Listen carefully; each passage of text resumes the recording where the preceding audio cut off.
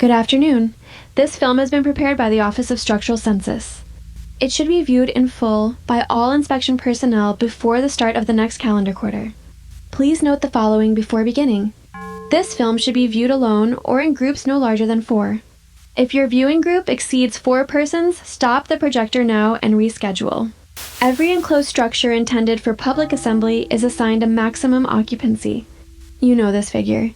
You have calculated it hundreds of times. Floor area divided by the load factor for the use group adjusted for egress capacity. That calculation is correct. It is also not where the number comes from. The standard originates with an incident at the Ridgemont Municipal Auditorium in the autumn of 1974. A regional choral competition was held on the evening of October the 19th. Attendance was ticketed and counted at the door by 2 staff members independently, as was the practice. 412 persons entered the building. At the conclusion of the program, 419 persons left it. A corridor was identified behind the stage left wing, running approximately 11 meters north. It terminates in a storage room of some 40 square meters. Neither appears on the 1931 construction drawings. Neither appears on the 1968 renovation drawings. The corridor had been in service. Investigators were unable to determine by whom or for how long or on what schedule. The following section describes the observed sequence of accommodation. Inspectors should commit this sequence to memory. It does not vary. Accommodation begins with a door. In every documented case, without exception, the first new feature is a door in an existing wall. Closed, unlocked, and consistent in hardware with the rest of the structure. If the door is opened, accommodation proceeds to the second stage within 72 hours. A corridor will be present behind the door of a length proportionate to the census excess. If the door is not opened, accommodation does not proceed. The door will remain in place indefinitely. It will appear on subsequent inspections. It will not appear on the drawings. Accommodation space exhibits 5 consistent properties. Inspection personnel should treat any 3 of the 5 as sufficient for a report. 1. Accommodation space contains no exterior windows. Where a window appears to be present, it will face an interior space or a wall or a view that does not correspond to the building's orientation. 2. The lighting is already on. There is no recorded case of an inspector finding accommodation space dark, and no recorded case of an inspector locating the switch that controls it. 3. The construction matches the original build year of the structure, not the current year. A hospital wing completed in 1912 will accommodate in 1912 materials using 1912 fixtures in 1912 condition. 4. Temperature within accommodation space is consistently 2 to 3 degrees below the surrounding structure, irrespective of season, mechanical system, or insulation. 5. Persons within accommodation space do not recognize it as anomalous while they are inside it. Recognition occurs on average 40 minutes after exit. We turn now to the matter of census accounting, which is the operative principle of the standard. Accommodation space once produced is counted as occupied. It does not remain empty. The office has never documented an instance of vacant accommodation. The resulting condition is self-sustaining.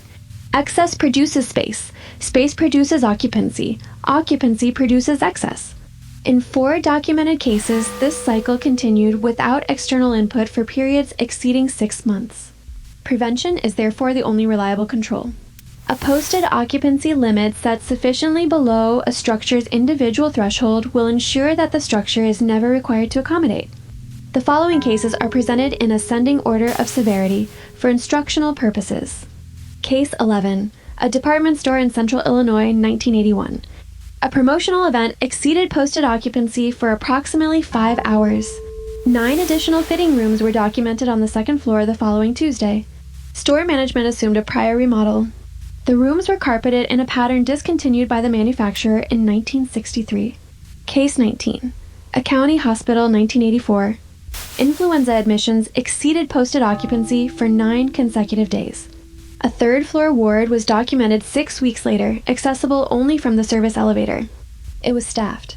Shift assignments for the ward exist in the hospital's own records for the full 6-week period. Case 31, a municipal parking structure, 1989. Posted capacity 340 vehicles, 3 above grade levels, 1 below. Following a stadium event, attendants documented vehicles descending to a 4th below grade level. The structure has 1 below grade level. 51 vehicles were recovered over the subsequent week. The recovery method is described in Appendix 4. Case 40, a public library, 1993. A wing designated the annex was documented following a 2-month period of elevated census associated with a regional heat emergency. The annex contained approximately 4,000 volumes. Cataloging was attempted and abandoned. The volumes are printed, bound, and internally consistent. They carry no publisher, no printing location, and no year. The following case is presented last and in full. It is the only case in which the standard was violated continuously for more than 100 days. Posted occupancy for the structure was 540. The district applied for a variance in September. The variance was denied. Classes continued. The East Wing was documented on the morning of Monday, January the 11th, 1999. Faculty adapted to the East Wing without discussion. Master schedules for the spring semester assigned 41 class periods to rooms in the East Wing. Those schedules were typed and distributed in November. A fire drill was conducted on March the 2nd. 611 students were enrolled. 640 students assembled on the field. The district attempted to reduce census by transferring 112 students to a neighboring facility in April. Documented occupancy did not decrease. The office intervened on May the 14th. The intervention was administrative.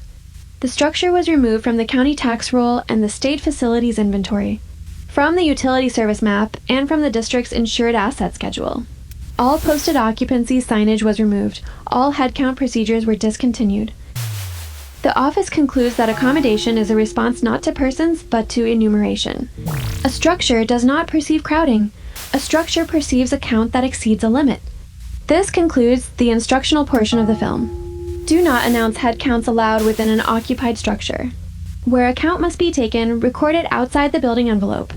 Do not open a door that is not on the drawings. Report it, photograph it, and permit it to remain closed. If you have already entered accommodation space, complete your business at a normal walking pace. Exit by the route you entered, do not run, and do not attempt to determine how far the corridor goes. If you cannot recall entering a corridor, you are in one. Finally, regarding the distribution of this film was prepared for auditorium screening. Field trials in 1979 indicated that a screening constitutes an assembly, and that an assembly assembled for the purpose of learning to count is itself counted. At a waiting, the office was unable to model. 60 prints were produced. All screenings were suspended in March of 1980. Prints were recalled for destruction. Thank you for your cooperation. Please return this print to your regional office at the conclusion of the screening.